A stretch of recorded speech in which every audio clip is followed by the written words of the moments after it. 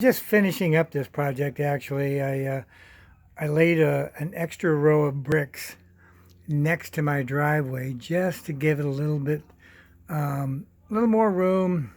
It also kind of helps accent the driveway and the new walkway that's going in. So I'm going to try and film the last couple steps that I've done here. We had leftover concrete from before, so I poured it in there to get part of it gone, but as you can see, I ran out of dirt over there. So I've mixed up my mortar, and you want your mortar, it's just water in the mortar mix. You want it to be thick enough to stand up on its own, but not so thick as that it's too hard to work. So you want it to be workable like that.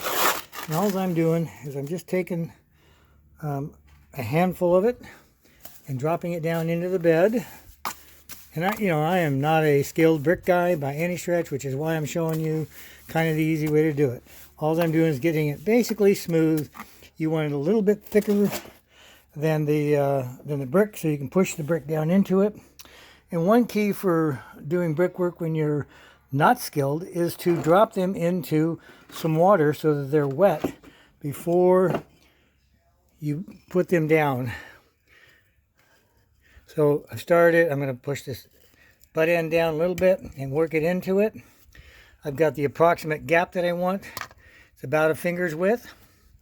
And then I'm going to take a square and put it up against the brick to make sure that it stays square the whole way up. And then just for fun, I'm going to drop my level on it to see how we're doing. Looks pretty good. It's a little bit low in the back. Push it down and move on to the next brick. Take another brick. Push it down into the mud so it gets a good bite in there. The approximate gap I want. It doesn't have to be perfect. Brickwork perfect is sometimes not perfect. Double check my square. You can see it's off a little bit, so I'm going to push in that front end and double check my level. And we're good there. And that is how I ended up with all these bricks all the way down the driveway.